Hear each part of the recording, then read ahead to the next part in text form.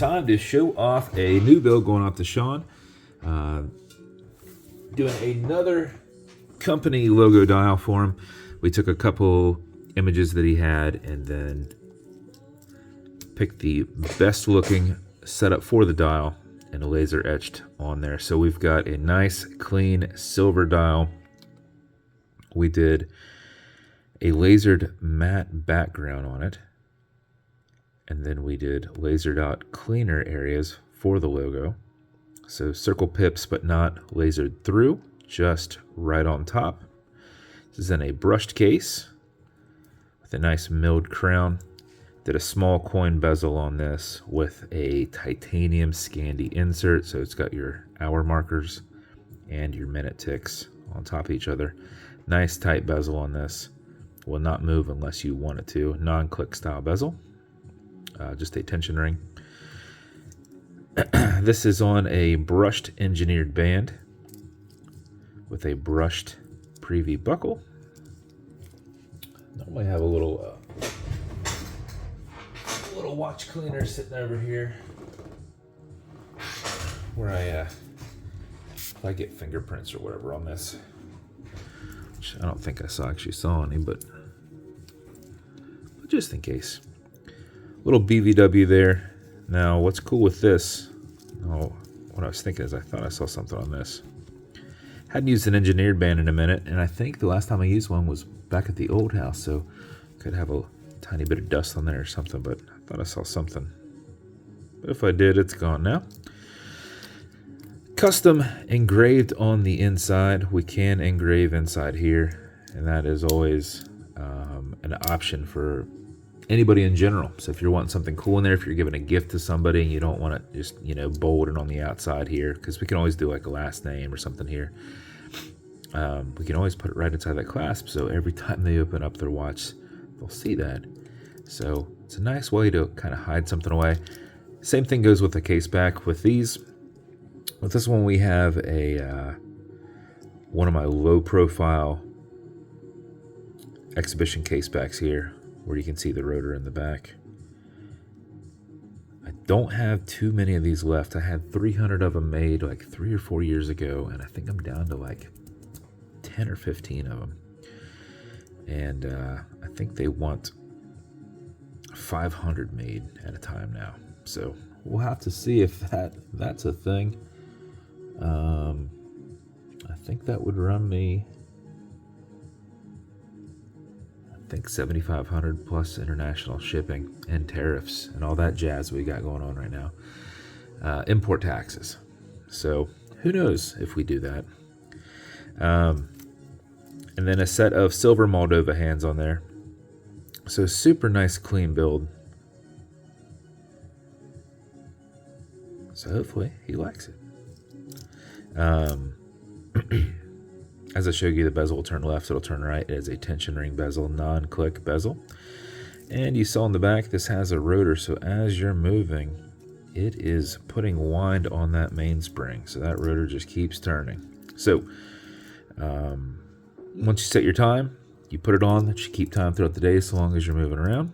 But before you put it on, what I like to do before I set the time is just wind it a little bit, just to make sure that I'm not losing time. How you do that is you back the crown off the threads till you hear it and feel it clicking, and at that point you can wind. And a wind is a turn clockwise as you're looking at it from the side or turning it away from you. Wind, not a wind, wind, not a wind. But it is a lot easier to keep your finger spacing and go back and forth and wind quickly, giving it little third half turns here. 4 or 5 seconds of that mixed with your rotor movement will keep your time throughout the day. If you do it for another 4 or 5 seconds, you're going to max out your 31-hour plus power reserve on it, which is what I do because this is keeping time. I set them down, I check them the next day, make sure they keep in perfect time. So if you did unassisted, we're running about 34 hours. When you're happy with your winding, you're going to pull it to the one and only click, and you can now set your time. You'll notice you do not have a hacking movement, so that will keep ticking. You can set your time. It has what's called a wobble crown. That will deflect lateral pressure from going into the stem and into the movement, so when you're pushing and prying on it, you're not putting any adverse pressures on anything.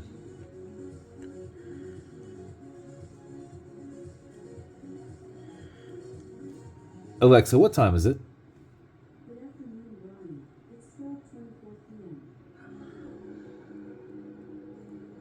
Push it over, get it out of that time setting, and then wind it down. And that is your build. If you are going to take links out, which I'm sure you are, look for the recessed downside where they're slightly down in there, right? You'll also see that there's little arrows that point down. They're opposite on this end. On this end, this is not the side you hit down. These are all the way at the top. So what it is that pin is a little tiny bit shorter than the width of here, right? What is it focused on? What is that all about? So what happens is when you go to put them in, you put that tapered side down in, right? So just picture a piece of metal that's folded back on itself, kind of like a very thin U, right? The tapered end is what you tap down in when you're done. You put that, oh, it's focused on that instead of this, okay. So if you see a little tiny line in there, that's not a flathead. That is just where it's folded back on itself. So what you do, the other side, you put your pen in here, which I'll give you one, and you tap. Why does it keep focusing on the wrong freaking thing? Just stop doing that. It's wild. You're going to tap it out, and then you're going to go over here and, one or two over and tap that one out. Take those two pieces, just set them down, put your thing together, and then feed it back the way that it came out, but the tapered side in first. And then when you tap it, it will go completely flat, but since it's not too long, it will give that little dip where you can get back into it, right?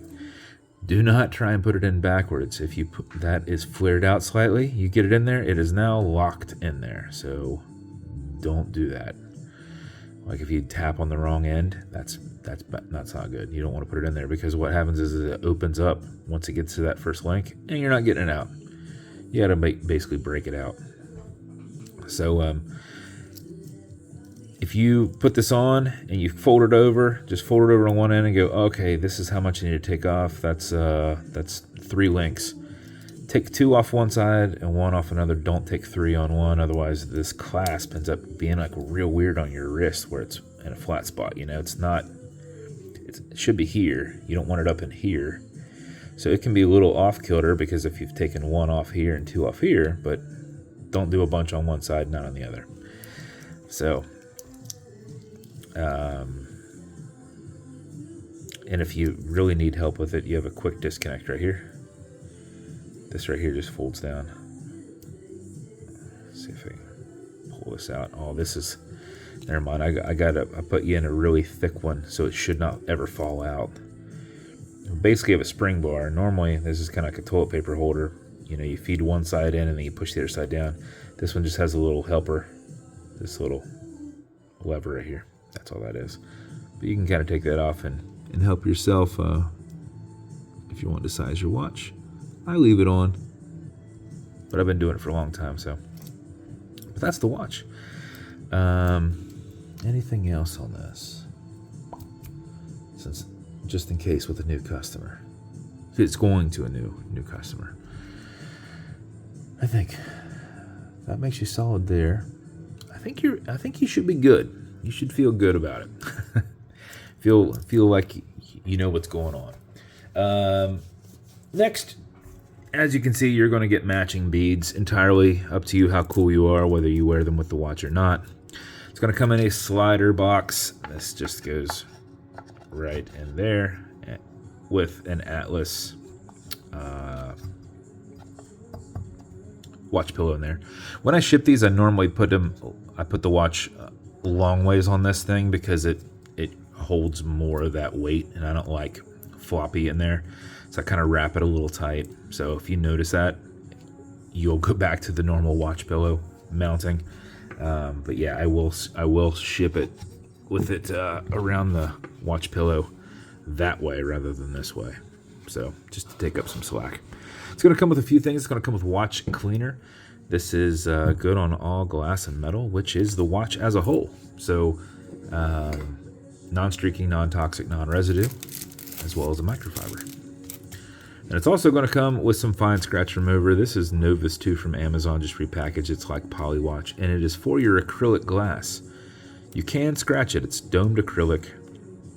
But if you do, you're going to put a tiny bit of this on it and buff it out with your additional microfiber. So if the scratch is up and down, just go left and right, fill in that scratch, then buff it, kind of generate some heat. Use your thumb. I can normally generate some heat with my thumb better than I can this, right? Holding it. And then just kind of wipe it off. And if it's still there, wait a little bit, let that solidify because you're kind of building back in what you removed out. But normally 30 seconds and you're done. But there's enough in there to last you a lifetime with your watch. That said, if you scratch any other part of your watch, that's okay. This is all brushed. So like if you get something on this from Desk Rash, just what I do is I like to open it up like this. And then I use the green side of a Scotch-Brite and I go single passes. Don't go back and forth. You'll put lines going in each direction. Just single passes. I literally doing that. Then when you're done with that, then go back up and do this one. This one, as you do it, it's going to like take little pieces off because it's going to kind of cut them. But you'll know when you need to do this. When you fold it back on here and you're like, oh, that looks way better than that. You know, doing it this way looks weird and you can't really get this away. So I like to get this, get it a little bit separated so I'm not getting into this and possibly doing a line where I'm dragging down and then doing the lines at an angle, you know? So if you get it on the case, same thing. All you want to do, you pop that band right off, you know how to now. If it's down here, this is brushed in a circle. So just do push it against it, single passes. And you're not really removing the scratch. All you're doing is you're making it less noticeable and blending it in. And then on the sides, you're just going straight. You'll notice when you see it, these go straight. So, but that's it. That's the watch. Pretty easy to keep up with maintenance-wise, and everything you need to take care of it too. So, appreciate you a ton. Sorry for the longer video. Normally these are about half this, but I thought, you know what? New customer should probably go through it a little bit more in depth. And let's see, what will I include with it here?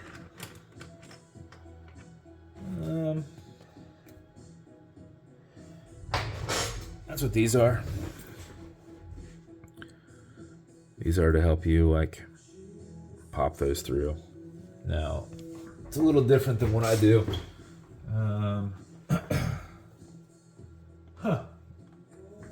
I thought I was missing some stuff. My watch sizing stuff is not handy. I thought it moved over here, but you know what? I don't recall seeing it, and I was just at the house, and it's definitely not in the empty room. So, who knows where that is? But what I was getting at is normally they're on a little bit of a platform, and you just kind of align these over top of like a little hole. So as you're tapping it through, it can actually come through and fall, not just like if you're tapping it and there's nowhere for it to go, it's not going to come out, you know. So that's the only other thing is you just want to give it a little bit of height as you're tapping it out of there. So a little hammer, put that down in there. So just like that. So I'll throw a couple of those in there too.